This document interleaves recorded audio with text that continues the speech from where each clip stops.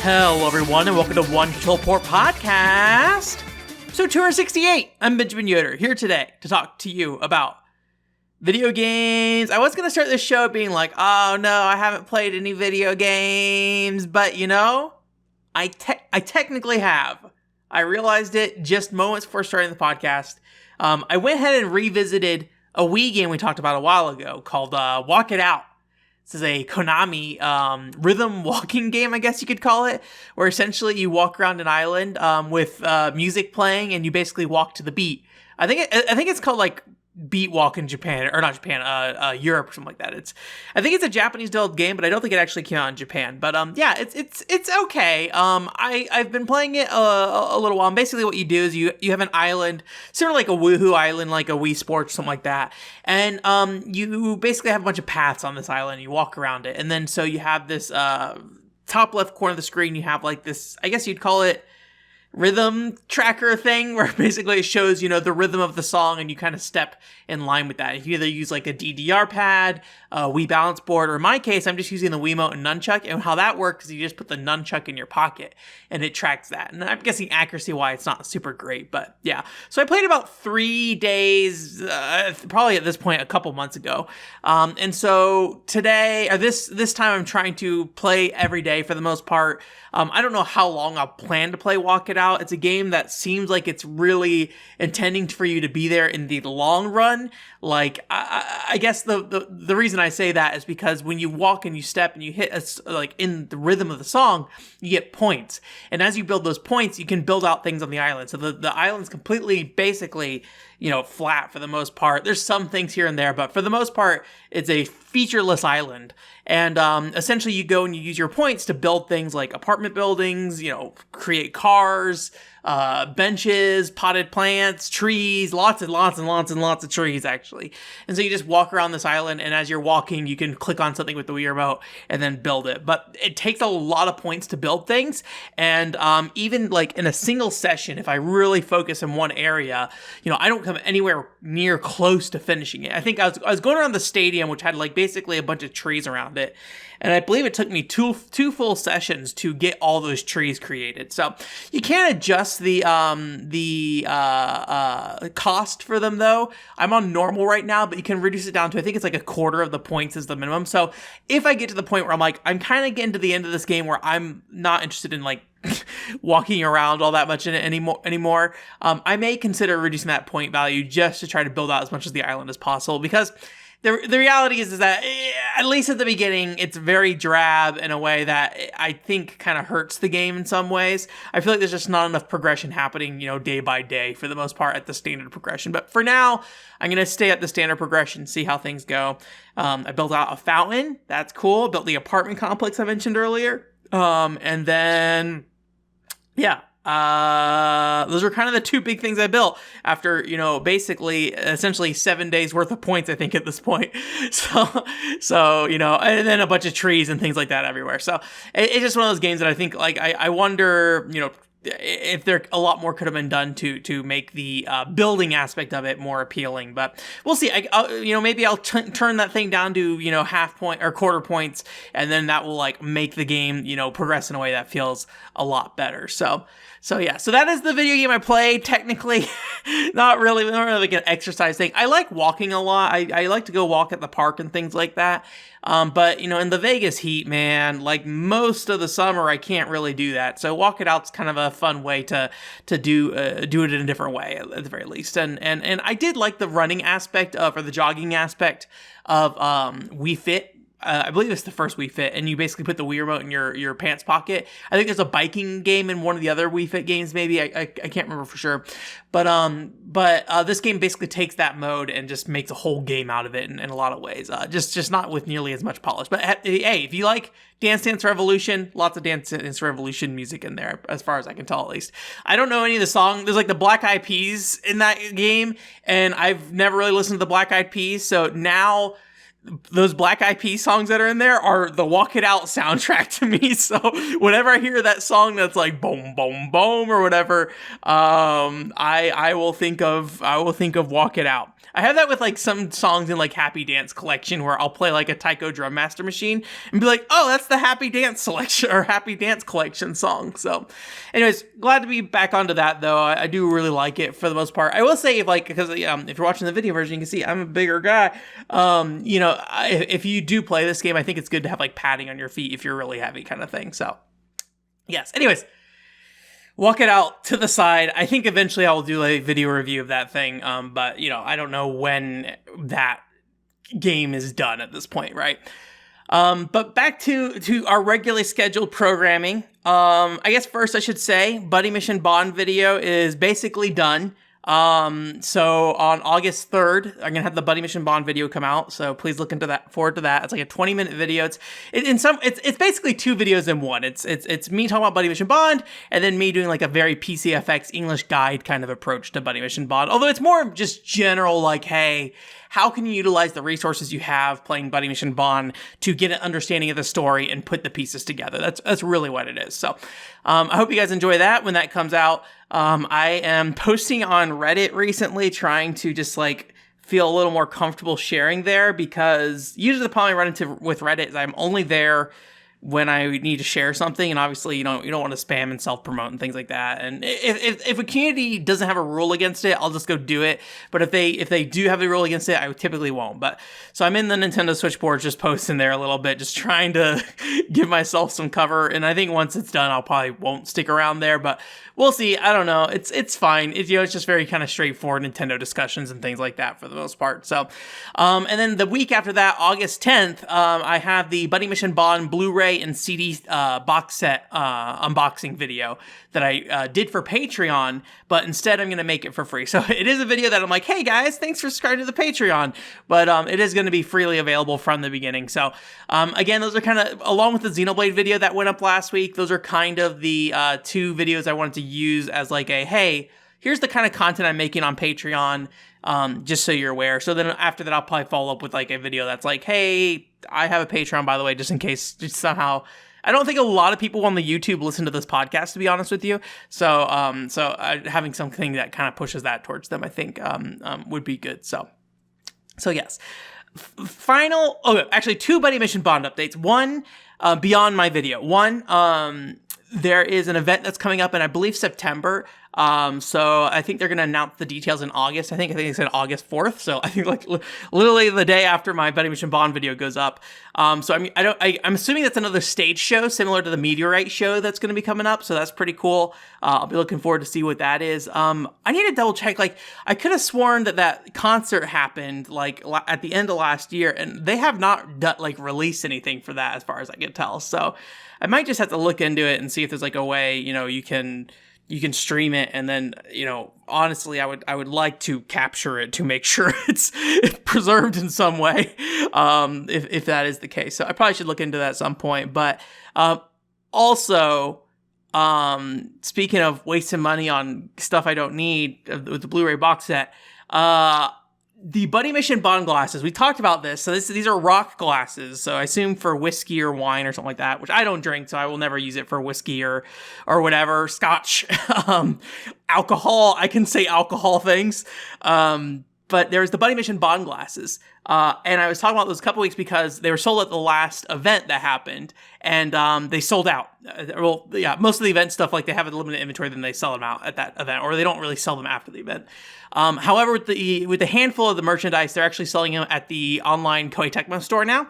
And one of those things were the rock glasses. So where it was like selling for 107 or like 17,000, I think it would be 17,000 yen, which was like 100 and, before the US dollar got strong against the yen, like $170 now, probably closer to like 130 or something like that. That was like the aftermarket price for them. But straight from Koei Tecmo store, they came out to 9,000 yen, which is closer to like $60. $65 probably. So I did go ahead and buy them at that price. I have not got, I use Tenso for those kind of orders. So I have not seen what the shipping cost is going to be on those yet. It was $5 or 500 yen to actually ship it to Tenso, but yeah, what's actually going to end up, I don't know. I'm going to guess another 40 to 50 bucks. That would be my guess. But we'll see. So very excited. If you haven't seen those before, there was really nice, glasses with like, for Luke, there's the pistol that he has. For Mokuma, it's his like little scythe weapon on there. For Chelsea, it's a mask. And then for Aaron, I think for Aaron, it's his claw that he has. I believe. So they're really nice looking, and I like cups because, I can use cups pretty easily. I just won't be using them for alcohol, right?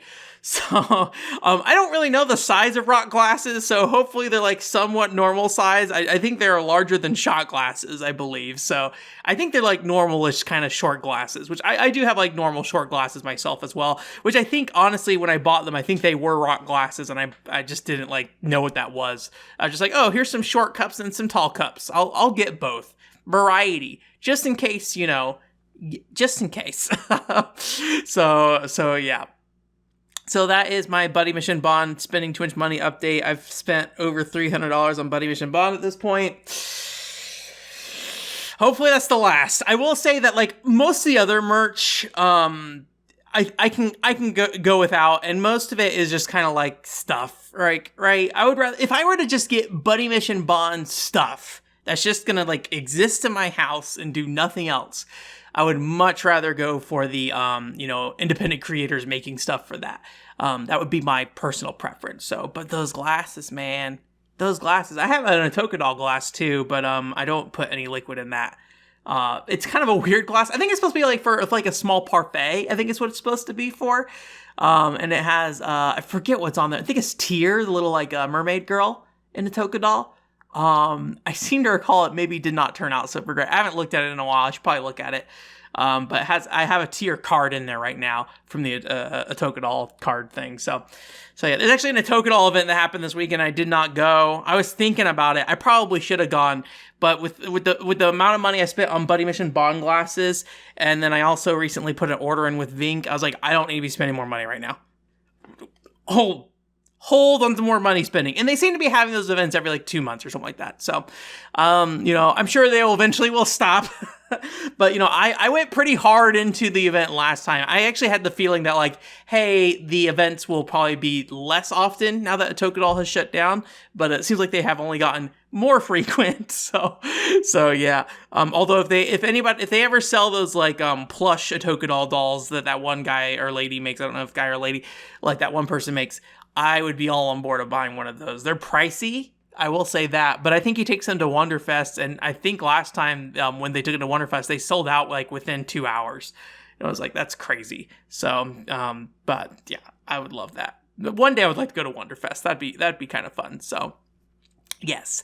And then just a couple of updates on personal project stuff, local recording update stuff with the stream. So I talked about it pretty in depth last week about like trying to get it so I can record local video while I was streaming. Tested it out with One Piece this week. Seemed to work pretty well. I was a little scared at first because when I finished the stream, I saw the file was 13 gigabytes. But when I did the comparison to my other footage, that's actually about right for 3 hours of footage at 1080 60. So that evened out. So, and I can compress that down if I need to as well, especially for something like One Piece where I probably won't make a video on it. I just need the footage available in case it comes up for any reason in the future. So I'll probably compress that down and just leave it at that. But yeah, that's very cool. The only thing I have left with that is, getting the 3DS games to work as well, so I can do that, or DS games as well, so I can do the raw capture of the game while I stream it as well. Actually, it's worth mentioning too. I talked about One Piece at the end of last week. I was like, okay, we're gonna play one more session of One Piece and then take a break.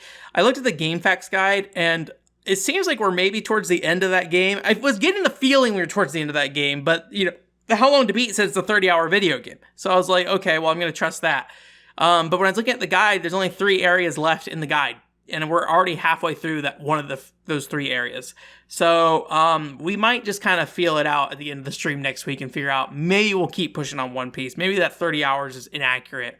how long to beat.com. It wouldn't be the first time I've had inaccurate number counts for those kind of games. Sometimes games are shorter, sometimes games are longer. It just depends on, how it goes. Like I think Crime Crackers, I thought that was going to be like a 5 to 10 hour game. It ended up being like, I don't remember how many hours, like 20 to 25 or something like that. So yeah. The other thing I did this week was I went ahead and worked on some panels. So I'm going to try to submit panels to Sin City Anime here in Las Vegas. That one's probably going to be focused on actually kind of just what we talked about a little bit, buying doujin goods and stuff from Japan, and also maybe like a little bit about interacting with, the people you purchase from, and just trying to make sure people don't do anything bad in that regard. And then the other one I was looking at was submitting to Komori-Con. And for the Komori-Con one, I figured I'd just take my collecting games on a budget video that I did, and like the positivity of like collecting games, and maybe doing something like that there. They seem to specifically have a section for submitting gaming panels, so I think I might do that, and that's up in Oregon. It is a little bit of a shame because I believe the year I went to Komori-Con last, Portland Retro Game Expo and Komori-Con were back to back. So I was able to just go up for essentially a week and a half and just go to both. But this one, I think they're like 3 weeks apart. So if I do get accepted, I will probably go up, and I do plan to go to Portland Retro Game Expo as well. So I probably will be packed up in Oregon twice in the same month-ish time frame. But that will be the current plan at the moment. So yes. One thing I wanted to talk about before we get into Patreon and then switch over to news this week, is that and this is technically news, but I think it's worth talking about. The 3DS and Wii U eShop are for real kind of shutting down on March 27th, 2023. But I believe, so there's been like multiple phases to this, but I believe previously you could not use your credit card to purchase points on the Wii U and 3DS eShop. Then there are other ways you can get points into the Wii U and 3DS eShop. As of August 28th, I believe no method will let you get more points into those eShops. So you will have to essentially, use the points that you already have there.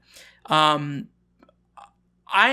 am going to say, before we get into this a little bit, I'm a big believer that if Nintendo doesn't care enough to take your money with this stuff, you should not fret over giving them a bunch of money. I'm one of those people that bought $250 of stuff on Virtual Console and WiiWare when those services were shutting down. And I don't necessarily fully regret it, but it was a lot of I just kind of realized how weird it was, just kind of putting these weird little landmarks down, I have digital rights to this game, I have digital rights to this game, I have digital rights to this game, and then being really unsure how long I have digital rights to those games for. And then just running into some situations where, there's a WiiWare game I actually want to check out and I can't buy it now. All right, I'm just going to go do what I need to do to get access to this thing, right? And so, yeah, my feeling is hey, if Nintendo's going to make it a nightmare to give them money to do this stuff, especially if, there's no way to give them money for whatever, don't sit there and dump tons and tons of money into these stores if you don't know, if you don't have a commitment to play something. I'm not a big fan of the fear of missing out anymore, and trying to avoid those things now, where it's I'm trying not to buy from limited run games and things like that. When the time comes, I will make the decision on how to get something, and if a company is not making it easy for me to get something from them, I'm not going to stress too much about how I get it otherwise, if that's the case. So in saying that, though, hey, what do you need to keep yourself feeling legal within the legal rights of your state? The U.S. Constitution. Are you worried about the U.S. Constitution and the eShop? Well, you should probably buy your games sooner rather than later. So, I don't know what I'm saying.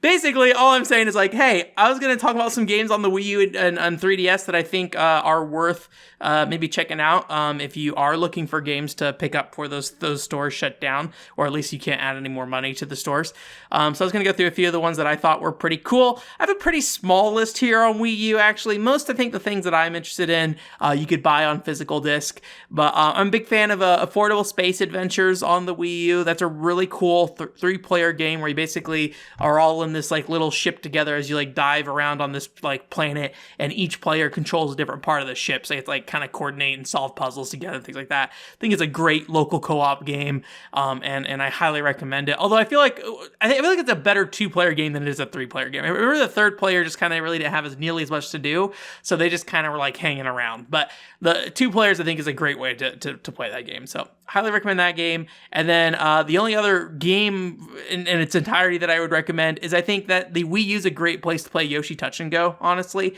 I think that's a great price point for a game like Yoshi Touch and Go. Like I think it's like, $5 to $10, somewhere within that range. That's probably the price Yoshi Touch and Go needed to be in the first place. But I think Yoshi Touch and Go is like a really fun arcade game. I have a video about it if you want to check that out.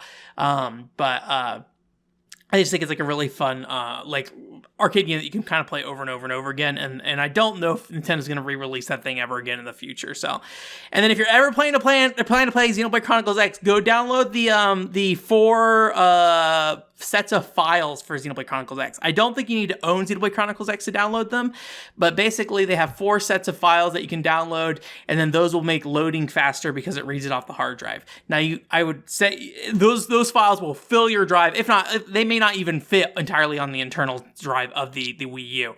So that would be like you need to use a hard drive. So if you have a Wii U with a hard drive attached to it, just go download those if you're interested. That's not to say Xenoblade Chronicles X won't ever come back. I don't know. Maybe it will. There's a lot of things about Xenoblade Chronicles X that make it a challenging game to port, I think. But, we'll see. Maybe eventually they'll get around to it. But if you don't have any faith for that, go download those. Make sure you have them. I don't know the current situation for downloading those, although I'm sure, there's probably going to be a way in the future that you can download those files. 3DS. Attack of the Friday Monsters. I fucking love that game. Sorry, I cursed. It's a really cute, like, summer vacation game where you basically have this little kid running around like a little small town, and it's really more of a game about the dad in the game, and like a dad who kind of gives up his dreams for his family, but then like the only way he can save his family by the end of it is to like to believe in his dreams. I think it's a very cute dad story game. So if you are looking for something for Father's Day next year, because I think Father's Day has already passed, that's a great option there. Crimson Shroud, very cool, kind of like neat presentation RPG. I don't remember like gameplay mechanics it being that fun, but it is like this kind of like weird virtual board game single player RPG that I thought was really cool. So that's a really, really awesome game I'd recommend. Liberation Maiden, that's that grasshopper, like top-down, I guess top-down shooter's probably not the best word for it, but it's like a 30-ish minute game like that, just has a lot of like really flashy action to it.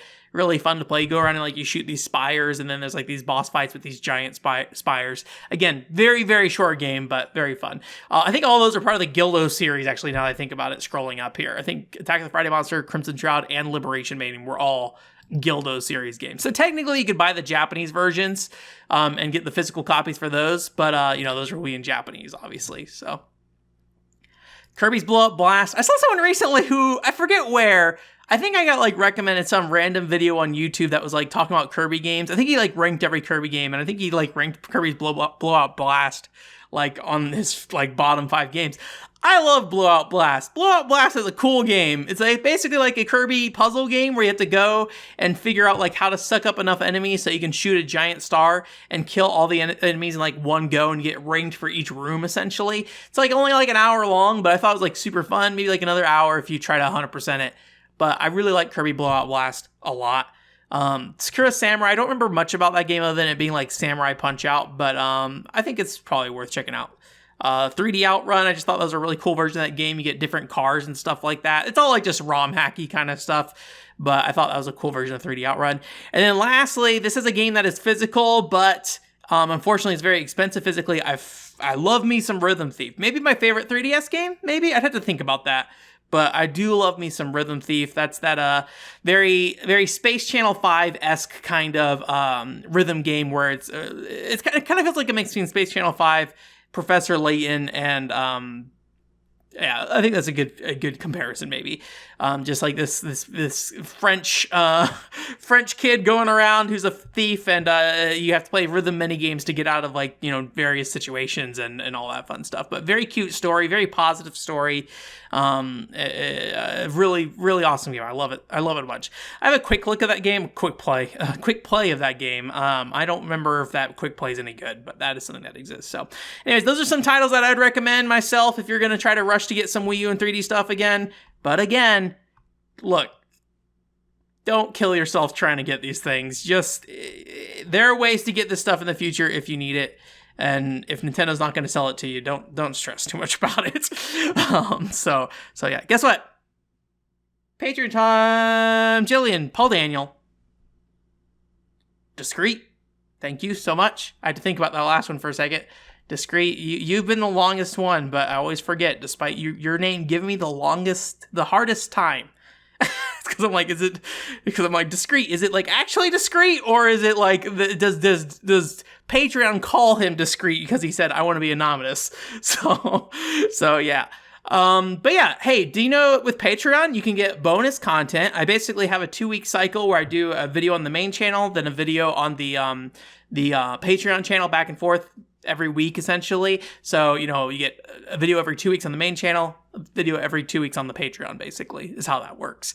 So yeah, for $5 you can get that bonus content level, get those bonus videos. I believe this week is the Game Boy Advance AC adapter unboxing and testing. That's essentially where I have the little it's actually for the original Game Boy Advance, not the SP. It's a little like back plate that goes on. It's an official Nintendo accessory. It's a backplate that goes on. You plug it in there, you plug it into a wall. You can play your Game Boy Advance as long as you're connected to a wall. Big reason I use that is to use it with my Game Boy players. If you want to see me test that out, see what that's like, that's a video for you there. If you are at the $5 level, you can also ask a Patreon question, although there's also a $3 level that you can do this too. And essentially, basically on Mondays, I post up a post on the Patreon that's like, hey, what's a question you'd like me to answer during this week's podcast? Jillian has forever provided plenty of questions for us to answer for this. So this week's question is, what are some video game characters you really like that you never see anyone else talk about? And so I did a little thinking on this one because my initial gut reaction was, let's talk about characters from games nobody ever talks about, but that's not really the question, right? The question is characters you don't really hear anyone talk about. So I decided to include games that are somewhat popular to some degree, but yeah, just characters that I haven't really heard about. And I had a lot, I'll be honest with you. I'm going to keep it to 3 as like in depth, and then we're just going to kind of go through a quick shot list here of some other ones. The first one here, and I'm going to probably do a really bad job of pronouncing this, is Eva de Melcol. This is a secondary character in Panzer Dragoon Orta. And if you watch my Panzer Dragoon Orta video, you probably know who I'm talking about. This is a child soldier who you get to play as him after you like unlock his special mode. And you just like, it's a very like weird mode initially when you first start it, because you're just like a little kid at like a military base and you're like on this little bike, like flying a bike. You just do like little tests and things like that. But the whole thing with his thing is basically how the main character in a lot of ways basically just ruins his life. And I mean, he wasn't like super happy as is, but like it gets real fucking bad after essentially the first mission of the official like story on there for him. And it's just like a really, really, really sad story. And and I don't want to go like too into detail on it, but essentially his whole thing is that like he has this dad that's in the military, and he doesn't really understand why his dad is so focused on work. So he's like, he thinks his dad like kind of hates him, even though his dad is like in the military trying his best so he can essentially help keep his kid alive, because this kid is very sick or whatever. If I recall correctly, actually, I think he only joins the military after the first mission or whatever. So, and so essentially this kid ends up on these like missions with all these other kids, and then they all like get blown up and stuff. And it's like really depressing. And the story also like ends in a really depressing way too. So it's this, I was about to say wonderful. Wonderful is not the best way to describe it, but it is probably one of my favorite stories in video games. And it's pretty straightforward for the most part, but it is very sad, and like he's not that interesting of a character per se, but like what happens to him is, I think, interesting, especially since it is like a direct impact from the player's actions in the main game, which obviously other games have done that, right? Like, oh, you did something and like you know, it's a bad thing kind of thing. But I think the nice thing about this is that it's not just a moment that you have where something bad happens. It is a series of events of just this kid in this war against the main playable character in the main story, and just like them all dying. So I think it's the long-term commitment to that story that I think makes it work. So really love that character or that story. It is sad. I have a hard time talking about it without tearing up a little bit. Anyway, so that's one. Gans from Radiata Stories. I love Gans. He's just like this kind of pudgy knight in that game, and he just has like a really positive personality, but he's also like very self-critical, and so it's always this kind of like back and forth of him just being like projecting confidence, but very clearly not really having the confidence. He's like he's confident because he needs to be a leader, and so, but he's not necessarily like leadership material, but he's there because he needs to be in some ways.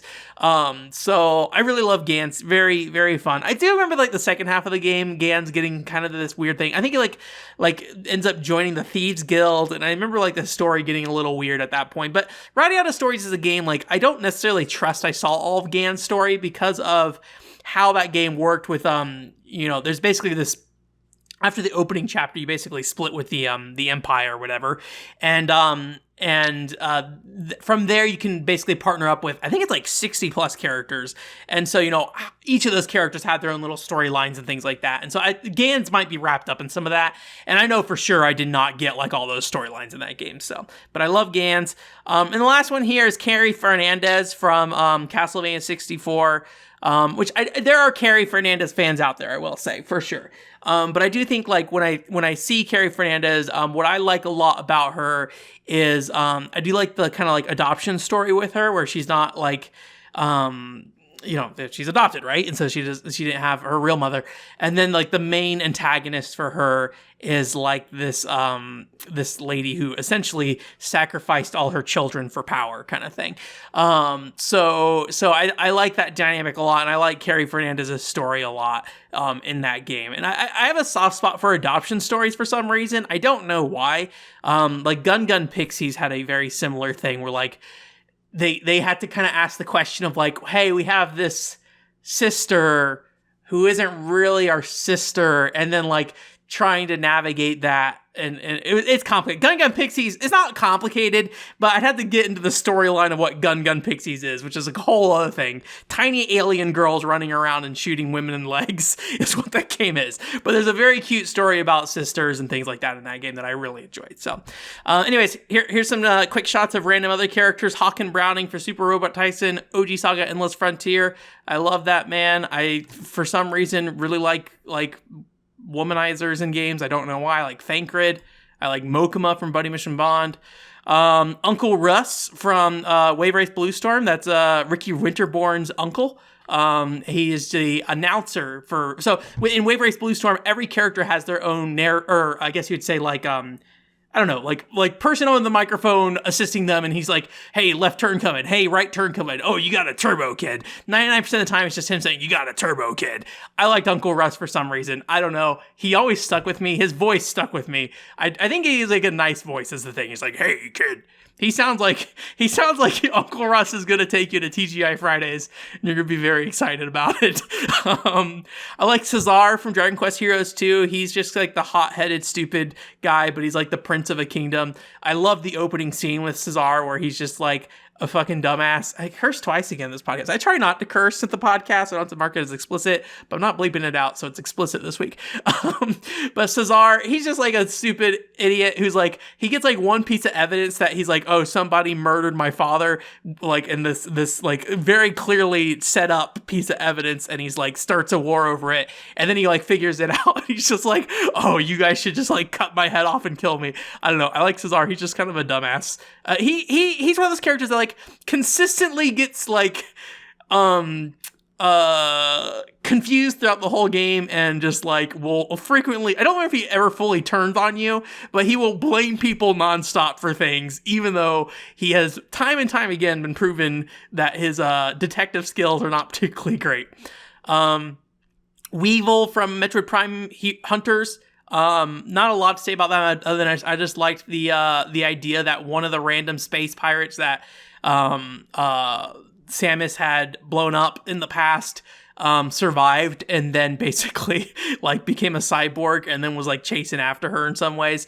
I recently had a conversation with somebody who's like big into Metroid, and like, you know, nobody gives a crap about Metroid Prime Hunters. And I was talking about Metroid a little bit, and Metroid Prime Hunters, I brought it up a little bit and talked about like, oh yeah, I love Weevil, and he got ecstatic. He told me all the things about Metroid Prime Hunters that like connects to the rest of the series, and like his hope that Metroid Prime Hunters has a connection to Metroid Prime 4. I'm like, this man is dreaming the dream.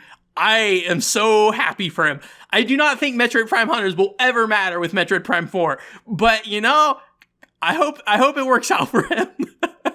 Homura from Tokiden 2, he's one of the guys in that game. I like his story about like basically his childhood friend who dies and him being haunted by a spirit that or like, I don't know if he like really is the spirit, but he has the memories of the childhood friend, and he like stalks him. It's really good. And then Corona from Doraemon, there's not a lot to say about her. She's just like a little princess from the like Doraemon, or the I forget what the kingdom is. It's like some kingdom. Little princess, like a blue hair and a ponytail. And I just like her character design a lot. So, and I went and bought the manual and strategy guide just to basically scan like the 3 pieces of art for her that is available. Although she is in the manga that's included in the strategy guide as well. So that's the other thing. So anyways, there you go. List of characters. I feel like we're just listing off stuff fast at the beginning of this podcast. So anyways, beginning of this podcast, we're already like 30 minutes in. Thank you again so much for the Patreon. I appreciate it. Like I said, GBA videos coming up, GBA AC adapter videos coming up, so please look forward to that. I'm sure I'll probably bring the Bunny Mission Bond glasses on there at some point as well. And then I don't know what we'll show. I'll be like, look, cups. But that's about the quality of the content on the Patreon. It's like, look, I got thing. So yeah. It's news time. Massage Freaks. We talked about this last week.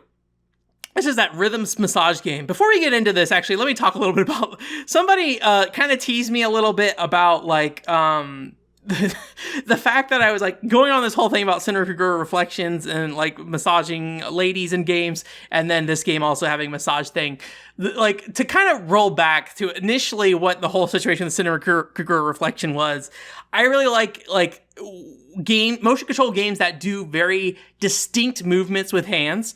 And the thing I always sourced for a long time as like the most standout thing to me was Call of Duty 3. There's this mini game where you set up a C4 bomb, and in my mind and memory, what this game was you would put the C4 bomb up using the Wii remote. So you'd like shove the Wii remote forward. You would put the nunchuck to the side of the Wii remote, twist the Wii remote to set the timer on the C4 bomb, and then you pull the Wii remote away to set the bomb, or the nunchuck away, sorry, because you're using the nunchuck as the pin. Pull it away to set the bomb, and then the bomb would be set. In my mind, this was amazing. I loved it. Went back and revisited it recently. It's not really that. It is very, very, very not that. So I can't really use it as a source anymore of like, I love this particular thing. But I still love, games that make you do things with your hands and like do it in ways that connect you to the game in a lot of ways, and uses the visual representation of what you're doing in the game as and what they tell you to do with the controller as a way to kind of like, reduce the distance between you and the game. It's why I talked so kind of glowingly about Family Jockey, because like what you're doing in the real world with like, hitting the reins matches what's happening in the game in a way that feels authentic enough where you feel like that swinging motion is impacting the game pretty significantly in some ways. Like, it makes a connection between what you're doing in game. My least favorite Wii games are ones that just do emotion just to do emotion, and they don't make any sense. So anyway, so Center Career Reflections had that thing where you like rub the palms of their hands, things like that. So it's out of this whole thing. It's not because I'm like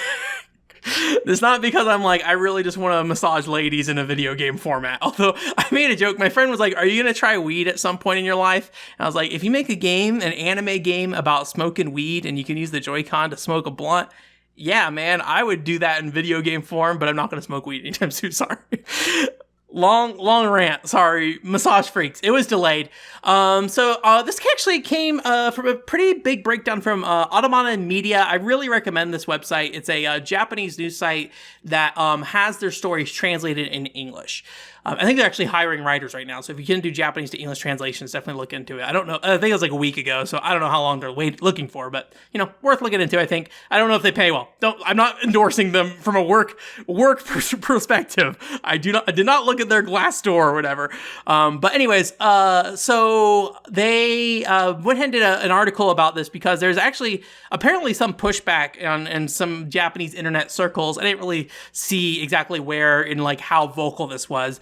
But basically, the game is very heavily, focused on sexual content. I would say, personally, even seeing the imagery on Nintendo's website, I was very surprised. There are full, panty shots and things like that.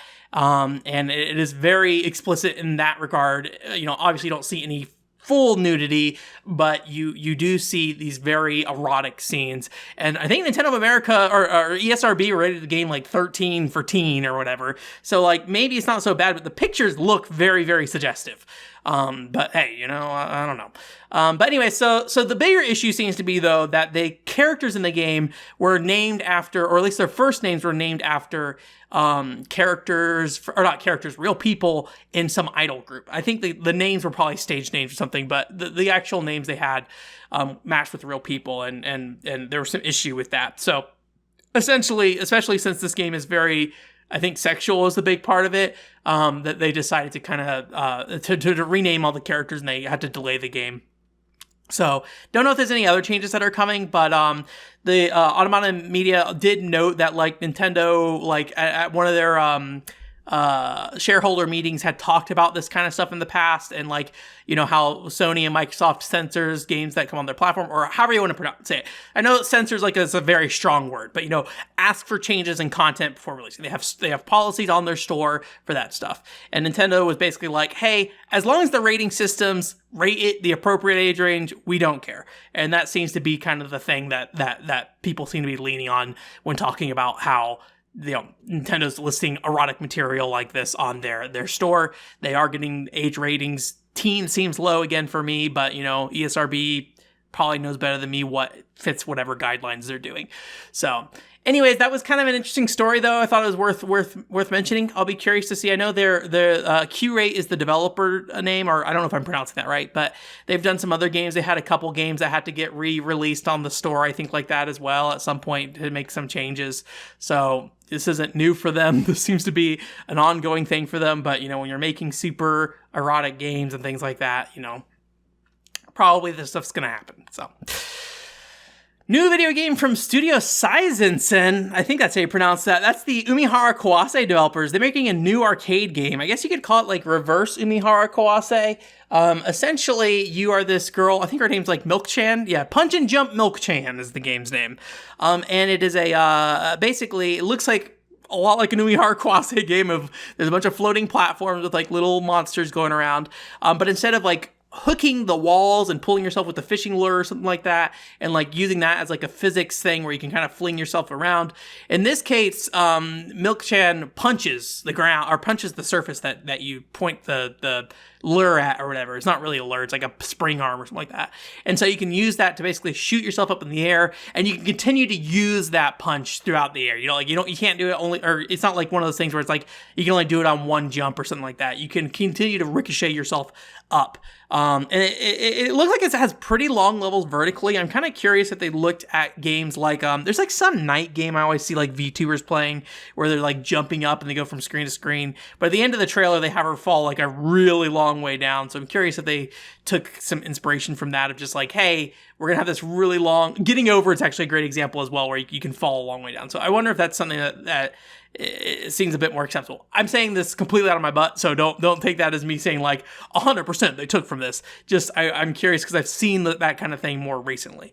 Maybe Umihara Kawase games have some kind of long-term thing of this, and also we've only seen a little bit of footage of this, so it's not like it's a guarantee like every stage is like this. So it has kind of like a Mario Maker comment style system on it where it seems like where characters or people will leave comments on the page, and then you can't die in it, but there's a timer, so you have to get up at a certain point. I think I mentioned at the start, it's arcade only for some reason right now. They don't think they've mentioned any mention of it coming to PC or anything like that yet. But it does support saving, so you can use I think they're called IMA cards. Is that Sega's cards? I can't remember. I think it's a Sega card. But you can use those cards to save your progress in the game and come back. So, for all you fans living in Japan, there you go. Punch and Jump Milk-chan. That's the name. So, Square Enix had a blog post that gave a pretty deep, I don't know if deep is the right word. They give a text description of what the gameplay is in Dragon Quest Treasures. This is a game that I have had a lot of interest in. I think at the Nintendo Direct, there was a trailer for it. The third-party Direct, I believe. And the thing that I kind of came away from the Direct was like, okay, you have like a party of monsters. They seem to fight with you. That's kind of the big thing. But what this breakdown was talk more about finding treasure. So treasures, kind of the point of the game is to go search out for treasure. And what seems like a fairly open world environment, it's hard to say how big the environments are, but it seems fairly open world. And so the monsters basically all have like their own traversal skills for getting around the environment. So like the bats can fly you around, the knights you can ride on top of the knights. I don't know what that does for you, but you can do that. So it seems like that's kind of the focus is like, hey, these monsters have traversal skills. They have health bars too, so it seems like they can dive through combat or something like that, and then you won't have them anymore. And then once you get to an area that you detect treasure, you can go into like a treasure mode or treasure view mode or something like that. And all three of your monsters will basically provide a hint of where that treasure is. And it seems to be mostly visual. So like have each monster, you'll see a first person perspective of them looking at the treasure. And it's kind of neat because it does show like there's like the night guy that's like kind of a fairly common Dragon Quest monster or whatever, and like it has all the like gradings and things like that. So they took the time to make custom views for these characters, which I appreciate. And essentially you have those three pictures and you use those to basically pinpoint where the treasure's at and then go to that point and then select the treasure. I don't know if you have to like get it right the first time or if there's like a rating system or something like that, but it seems like that's kind of the intention for that. So it reminds me a lot of like the treasure maps in games that show you like a screenshot of an area and then or like a graphic and you have to like determine where it's at. But in this case, you have three different ones and they're like generated from where the monsters are standing and things like that, rather than just some puzzle you were handed to you. So I think I'm really excited for this game still. I think it just looks like a really neat thing. I will probably never play Dragon Quest 11, which I think this game is a spin-off of. But as long as like the main story is fine. But Dragon Quest games feel like, the story doesn't always need to be good. It just needs to be like in the Dragon Quest style. Dragon Quest like presentation, storytelling, voice acting, all that stuff just like I think hits really well and I think can cover up in my eyes what were usually more simple stories, honestly. I'm not a big Dragon Quest fan. I've only played for mainline Dragon Quest 8, so I do not have the expertise to say that for sure, but yeah. Level 5 is still alive, although we talked about Level 5 like last week or 2 weeks ago or something like that. We talked about their mech game that's going free to play. But they finally talked about Inazuma 11 again. This is a DS and 3DS soccer game series that got really popular in Japan. I think they tried to localize at least a couple of them. I don't think they all made it over here, but I think they tried. And they basically said they changed the name of the game from Great Road of Heroes to Victory Heroes.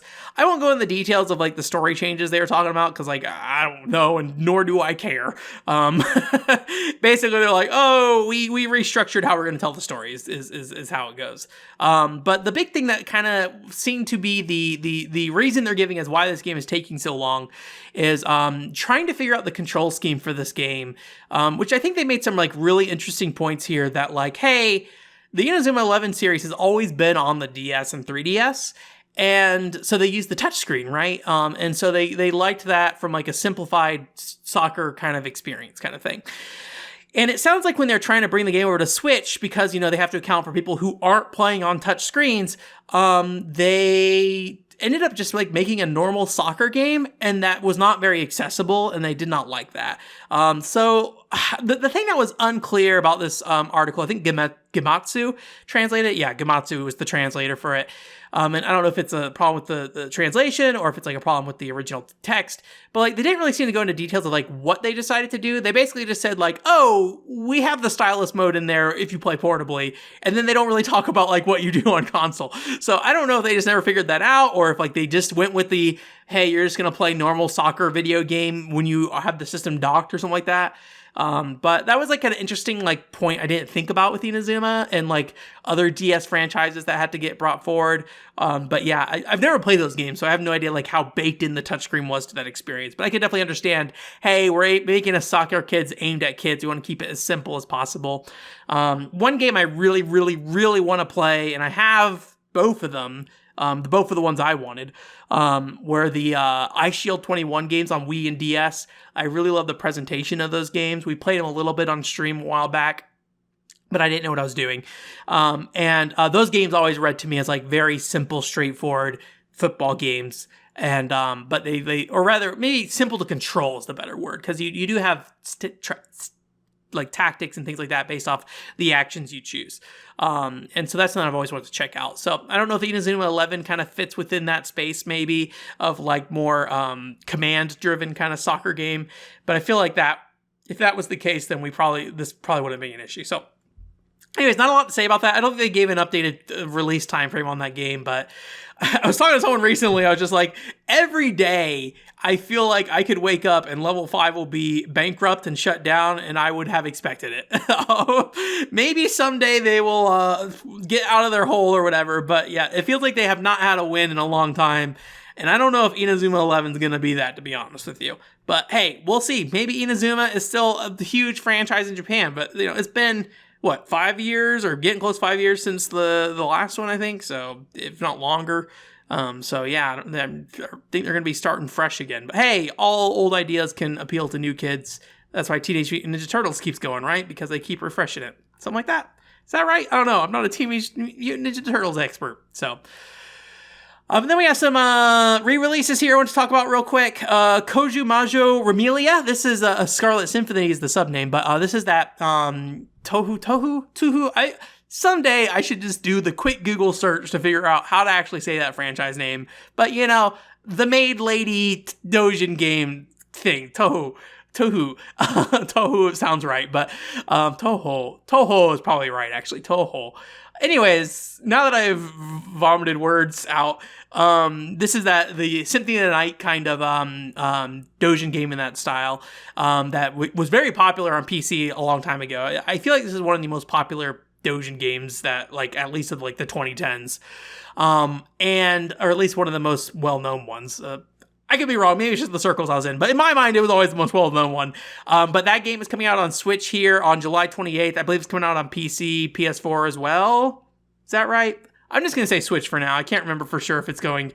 I only have a Go Nintendo link here, so I'm sure Go Nintendo won't tell me if it's coming out on other platforms. But either way, that Switch version that's coming out, the physical copy in Japan, it's going to have English language on the cart. I believe it's digital only here in the US, so I wouldn't be surprised if Limited Run Games tries to list it at some point, but again, trying to avoid that. So I might consider picking it up. I need to pick up Gunvolt still, so I might do a bulk order of that and this, and then maybe... I still haven't picked up... the D-Lit in Wonderland Castlevania Symphony of the Night style game. The problem is, though, like, do I really want more Castlevania Symphony of the Night style games? I don't know if I do. like I'm curious to see what Ritual of the Night does next, but I don't know if I need to be like flooding myself with these games. So I don't know. I'm on the fence about it, but still, if you import that Switch version, it will have English on it, so that's cool. Avenging Spirit, the arcade game, is coming to consoles. I don't think they have a release date, it's just 2022, but it's listed on the Nintendo of America eShop for $6. I really like the original Avenging Spirit. Well, I really like the Game Boy version of Avenging Spirit that I played. I played it on 3DS, actually. It was one of the first virtual console games, I think. But to me, it always jumped out at me because I was like, oh, this is kind of like a Kirby game where you like absorb the power of the other characters because you're a spirit that possesses enemies. And so like the game is kind of straightforward. It's pretty stiff, honestly. But kind of the big thing with it is that you're going to go try to rescue your girlfriend, I think. And I think you have to do like certain things in the levels to get to the actual like end game. So I actually played it in arcades recently and failed to do so because I forgot about that element of the game. So I got to the end, I was like, oh, I don't have whatever I need to do to actually save my girlfriend. Whoops. So no girlfriend was saved that night. She is still locked away. Well, I don't remember what happens to her, honestly. She's somewhere. She's on the Nintendo Switch now, apparently. So I might pick that up. It's $6. That's pretty cheap. I think that's pretty reasonable. I really like that Game Boy game, so playing the very colorful arcade version of it, I think would be pretty good. I think the Game Boy version and the arcade version are pretty close to each other, but, you know, I'm not like an Avenging Spirit expert. You know, I'm not going to be able to sit there and like compare and let you know what the different environments look like. One more thing, actually, in the re-release thing. No More Heroes is coming to PC, PlayStation, and Xbox in mid-October. No More Heroes 3, I should say. So that's cool. I like No More Heroes 3 a lot. I think it gets better on the back half. I think the beginning is not particularly good. So if you do not like the beginning of No More Heroes 3, I would recommend sticking through it. Also, highly recommend you play Travis Strikes Again if you play No More Heroes 3. It is very reliant on that in a lot of ways, in my opinion. There are a lot of other connections to other Grasshopper games and things like that, like the Silver Case stories, but I feel like Travis Strikes Again is the one that is like the actual like foundation for what that game is built off in a lot of ways. So I would highly recommend playing Travis Strikes Again. I also think Travis Strikes Again is a great game. Kind of the other way around. I think the beginning of Travis Strikes Again, very strong. The ending, not so much. I might like Travis Strikes Again better than No More Heroes 3, to be honest with you. But, you know, I'm a weirdo with like what I like in games. So anyways, there's that. And then the last news story here is that I think it's like the 30th anniversary of Final Fantasy X. Is that right? That doesn't seem right. 20th anniversary? That seems maybe right. I don't know. Numbers. It's an anniversary. Final Fantasy is an old game, and anniversaries are happening for it. I don't remember the rest of the details of what's going on. I don't remember if they were announced anything, but the only thing that stood out to me was that they're doing a Final Fantasy X Kabuki show, and I was like, that sounds great. I would love to see a Final Fantasy X Kabuki show and see what that's like. Unfortunately, I highly doubt I will be able to. It happens in spring next year. And, you know, I don't know the situation in Japan, but I do not get the impression that Japan is going to be happy to let foreigners roam around as a holiday, you know, versus, you know, if you actually work there or something like that anytime soon. I would love to see that, though. I really wanted to see a Kabuki show when I was in Japan. And all this comes out of Kabuki Warriors. I really like Kabuki Warriors on the Xbox. And I just, like, fell in love with the look of that game in a lot of ways. And just, like, the presentation, like, the general ideas behind that game. And I went and watched some, like, Kabuki stuff online. It's like, I love, like, old stage plays and things like that. And, like, overacting. And Kabuki feels like it fits that. And so I really wanted to go to a Kabuki show someday. It would be fun to go to a Final Fantasy X Kabuki show because I would be really curious to see what that would end up being. So, anyways, that's what we'll end it on. Cool Kabuki stuff. This is an explicit podcast this week. Cool Kabuki shit. No. Anyways, very cool though. Very, very interested. And hopefully, I don't know like if Kabuki shows get released online anyway, or like if you can buy like a Blu-ray or DVD of it. But if Final Fantasy X Kabuki gets released some way, I may watch that. I may give that a watch, even without English. I know what's going on with Final Fantasy X.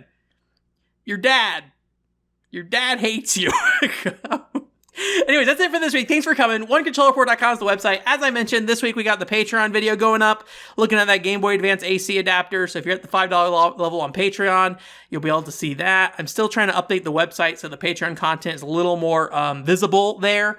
So please look forward to that. That's, I guess it's just a website update. I imagine I'm the one using the website the most. Anyways, so there's that. We are going to be streaming more One Piece this week at 7 p.m. Pacific time. And then the week after that, or after this week, is the Buddy Mission Bond video on August 3rd. So please look forward to that. Xenoblade Chronicles 3 comes out on the 29th this week. I think I have it on day one shipping, and I plan to probably put a lot of time into that this weekend, hopefully. So looking forward to that. Hopefully I will come out positively. I'm always anxious about Xenoblade games and Monolith Soft games in general. Most of the time they deliver for me. So I think we'll have a pretty positive conversation about that game, although I'm sure I'll be very critical of it in a lot of ways too.